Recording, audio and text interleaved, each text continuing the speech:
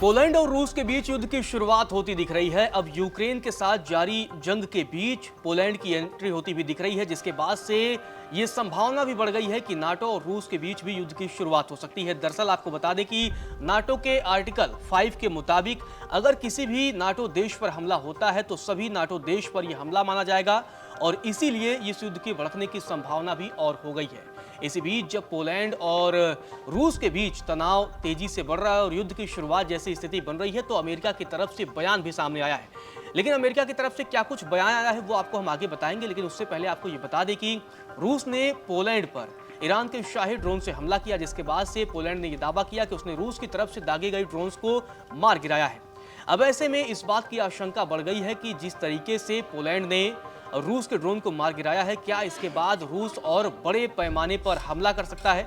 ये एक बड़ा सवाल है और अगर पोलैंड पर रूस हमला करता है तो नाटो देश पर हमला माना जाएगा और नाटो के आर्टिकल 5 में इसका जिक्र है। और अब जब रूस और पोलैंड के बीच तनातनी और युद्ध की नौबत आती दिख रही है तो अमेरिका की तरफ से भी बयान सामने आया है। अमेरिकी प्रतिनिधि जो विल्सन की तरफ से ये बयान सामने आया है, उन्होंने क्या कुछ कहा है वो हम आपको पहले बता देते हैं। जो विल्सन ने कहा कि राष्ट्रपति ट्रंप द्वारा व्हाइट हाउस में पोलैंड के राष्ट्रपति करोल नोरोकी की मेजबानी के एक हफ्ते से भी कम समय बाद रूस ईरानी शाही ड्रोन से नाटो सहयोगी पोलैंड पर हमला कर रहा है। यह युद्ध जैसा कृत्य है और हम युद्ध अपराधी पुतिन की स्वतंत्र और उत्पादक राष्ट्रों के खिलाफ निरंतर अकारण आक्रामकता पर त्वरित प्रक्रिया के लिए नाटो सहयोगियों के आभारी हैं। मैं राष्ट्रपति ट्रंप से आग्रह करता हूं कि वे रूस पर और कड़े प्रतिबंध लगाएं ताकि युद्ध मशीन बना रूस दिवालिया हो जाए। मॉस्को अब नाटो के धैर्य की परीक्षा ले रहा है। पुतिन अब माताओं और शिशुओं पर बमबारी करते हुए यूक्रेन में हारने से संतुष्ट नहीं है। वह अब सीधे नाटो क्षेत्र में हमारे संकल्प का परीक्षण कर रहे हैं।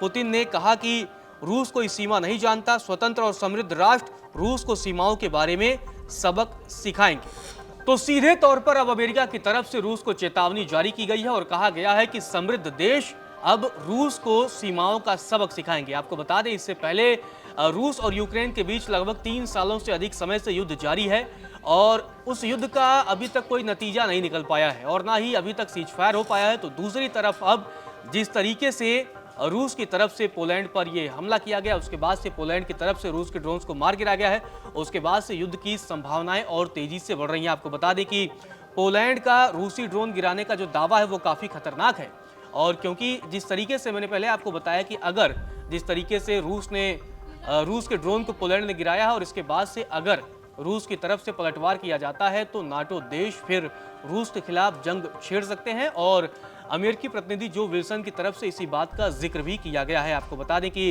इससे पहले यूक्रेनी वायुसेना ने भी पोलैंड को चेतावनी जारी की थी और कहा था कि रूसी ड्रोन्स आप पर हमला करने वाले हैं। इसके बाद से पोलैंड के जमोक शहर पर हमले का खतरा था और इसके बाद से पोलैंड की तरफ से इस ड्रोन को मार गिराया गया है। हालांकि फिलहाल ये नहीं साफ हो पाया है कि रूस की तरफ से कितने ड्रोन दागे गए थे और पोलैंड एयरफोर्स ने कितने ड्रोन मार गिराए हैं। हालांकि पोलैंड के अधिकारियों की तरफ से ये कहा गया है कि वार्सा में चोपिन हवाई अड्डे और मोडलिन हवाई अड्डे के ऊपर का हवाई क्षेत्र भी अनियोजित सैन्य गतिविधि के कारण बंद कर दिया गया है और क्योंकि 4 हवाई अड्डों को पोलैंड ने बंद किया है। आपको बता दें कि अब यहाँ जो सबसे ज़रूरी चीज़ समझने वाली बात यह है वो है नाटो। दरअसल नाटो का सदस्य होने के नाते पोलैंड को नाटो गठबंधन से सुरक्षा मिली हुई है। जी हाँ, नाटो में शामिल होने के लिए यूक्रेन लगातार लड़ाई लड़ रहा है और जबकि रूस ये चाहता है कि यूक्रेन नाटो में शामिल ना हो, क्योंकि अगर यूक्रेन नाटो में शामिल हो जाता तो जब रूस यूक्रेन पर हमला करता तो नाटो देश उसकी सुरक्षा के लिए खुद ब खुद आ जाते और इसी वजह से अब क्योंकि पोलैंड पर यह हमला होता दिख रहा है तो पोलैंड को नाटो गठबंधन से सुरक्षा मिली हुई है।